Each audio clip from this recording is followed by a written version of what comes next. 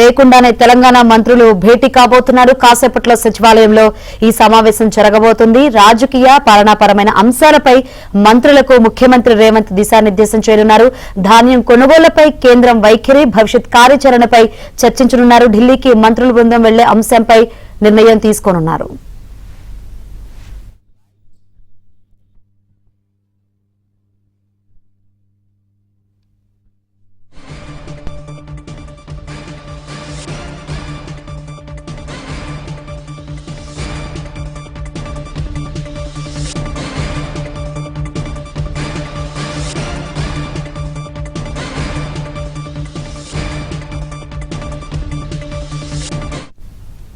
అధికారులు లేకుండానే తెలంగాణ మంత్రులు భేటీ కాబోతున్నారు. కాసేపట్లో సచివాలయంలో ఈ సమావేశం జరగబోతుంది. రాజకీయ పాలనాపరమైన అంశాలపై మంత్రులకు ముఖ్యమంత్రి రేవంత్ దిశానిర్దేశం చేయనున్నారు. మరిన్ని వివరాలు అందించేందుకు మా ప్రతినిధి నరసింహరావు సిద్ధంగా ఉన్నారు.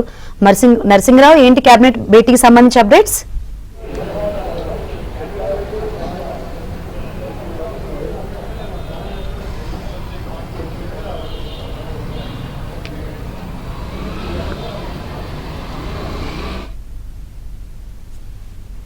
ఎస్ శంకరి, మరి కాసేపట్లోనే తెలంగాణ సచివాలయంలో క్యాబినెట్ ఇన్ఫార్మల్ సమావేశం ప్రారంభం కాబోతుంది.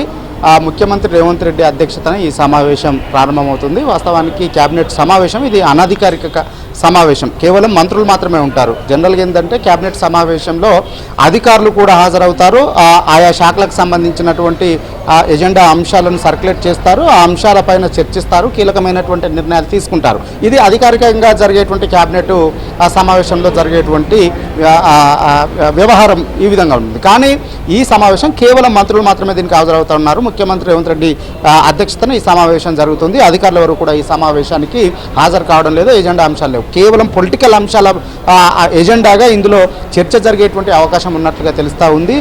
ఇటీవలి కాలంలో ప్రతిపక్షాలు, ఇప్పటికే రాష్ట్ర ప్రభుత్వం 2.5 సంవత్సరాల కాలాన్ని పూర్తి చేసుకుంది ఈ ప్రభుత్వం ఏర్పడి. సో ఈ నేపథ్యంలో ఇప్పటికే ప్రతిపక్షాలన్నీ కూడా విమర్శల దాడిని రాష్ట్ర ప్రభుత్వం పైన పెంచాయి. ఇటు బీజేపీ, అటు బీఆర్ఎస్ పెద్ద ఎత్తున ప్రభుత్వం పైన విమర్శలతో విరుచుకపడతా ఉన్నాయి. ఈ నేపథ్యంలో ఈ తాజా రాజకీయ పరిణామాలపైన చర్చించి విపక్షాల విమర్శల్ని బలంగా తిప్పికొట్టడం కోసం అనుసరించాల్సినటువంటి వ్యూహం పైన ఈరోజు ప్రధానంగా చర్చించేటువంటి అవకాశం ఉంది. దీనిపైనే ముఖ్యమంత్రి రేవంత్ రెడ్డి మంత్రులకి దిశానిర్దేశం చేసేటువంటి అవకాశం ఉంది. ప్రధానంగా ఇటీవలి కాలంలో ఈ మెట్రో స్వాధీనానికి సంబంధించి కేంద్ర ప్రభుత్వం నుండి ఐఆర్ఎఫ్సి నుంచి, ఇండియన్ రైల్వే ఫైనాన్స్ కార్పొరేషన్ నుంచి తీసుకున్నటువంటి రుణాల విషయంలో కేంద్రానికి రాష్ట్రానికి మధ్యన పేచీ ఏర్పడింది. ఐఆర్ఎఫ్సి నుంచి తీసుకున్నటువంటి నిధుల్ని ఇప్పటి వరకు కూడా విడుదల చేయడం లేదు. ఐఆర్ఎఫ్సి కేవలం 13,600 కోట్లు జపాన్ సంస్థ నుంచి ఐఆర్ఎఫ్కి వచ్చినప్పటికీ అది తెలంగాణ రాష్ట్ర ప్రభుత్వానికి విడుదల చేయకపోవడం పట్ల తీవ్ర ఆగ్రహాన్ని రాష్ట్ర ప్రభుత్వం వ్యక్తం చేస్తూ ఉంది. ఇటీవలి కాలంలో ముఖ్యమంత్రి రేవంత్ రెడ్డి స్వయంగా మీడియా సమావేశాన్ని ఏర్పాటు చేసి తన అసంతృప్తిని వ్యక్తం చేశారు. కేవలం దీని అంతటికీ కూడా ఈ నిధులు రాకుండా ఆపుతున్నది కిషన్ రెడ్డి, కేంద్ర మంత్రి కిషన్ రెడ్డి అనేటువంటి ఆరోపణలు కూడా చేశారు. ఈ నేపథ్యంలో ఈ మెట్రో సెంట్రిక్గా ఇటు బీజేపీకి, ప్రభుత్వానికి, ఇటు ముఖ్యమంత్రి రేవంత్ రెడ్డికి, కిషన్ రెడ్డికి మధ్యన మాటల తూటాలు పేలుతూ ఉన్నాయి.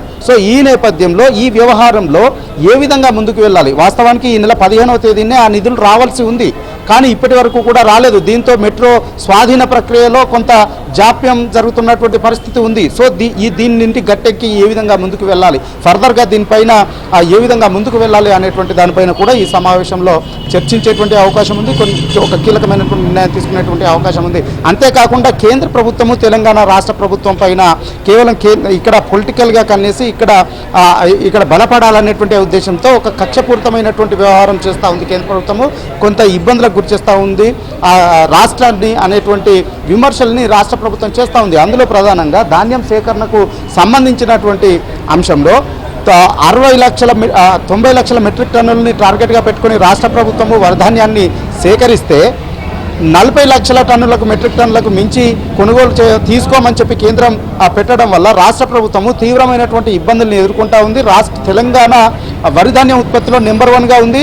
దాదాపుగా 1,40,000 మెట్రిక్ టన్నుల ధాన్యాన్ని ఇక్కడ ఉత్పత్తి చేస్తే దాన్ని అంతటినీ కొనకుండా తెలంగాణ రైతాంగాన్ని ఇబ్బంది పెడుతుంది, తెలంగాణ రాష్ట్ర ప్రభుత్వం దానివల్ల తీవ్రంగా ఇబ్బందులు పడుతుంది అనేటువంటి ఆ విషయాన్ని తెలంగాణ రాష్ట్ర ప్రభుత్వం పెడుతుంది. సో ఈ విషయంలో కూడా కేంద్ర ప్రభుత్వం పైన ఒత్తిడి తీసుకురావాలి. అందుకోసం అవసరమైతే రాష్ట్ర మంత్రివర్గం అంతా కూడా వెళ్ళి కేంద్ర మంత్రుల్ని ప్రధానమంత్రిని కలిసి ఒత్తిడి తీసుకురావాలి అనేటువంటి దానిపైన కూడా ఈరోజు సమావేశంలో చర్చించనున్నారు. దీంతో పాటుగా రైతు భరోసా ఇంకా ఇతర చాలా అంశాలపైన చర్చించి పొలిటికల్ అంశాలపైన ఇంకా ప్రతిపక్షాల నుంచి దాడి పెరిగేటువంటి అవకాశం ఉన్నటువంటి నేపథ్యంలో వాటన్నింటినీ కూడా బలంగా ఏ విధంగా తిప్పికొట్టాలి, కేంద్రం పైన ఏ విధంగా ఒత్తిడి తీసుకురావాలి, అందుకు అవసరమైనటువంటి ఏ విధమైనటువంటి కార్యాచరణ రూపొందించుకొని ముందుకు వెళ్ళాలి అనేటువంటి అంశంపైన ఈరోజు చర్చించేటువంటి అవకాశం ఉంది. Shankar, right, thank you Narasimharao.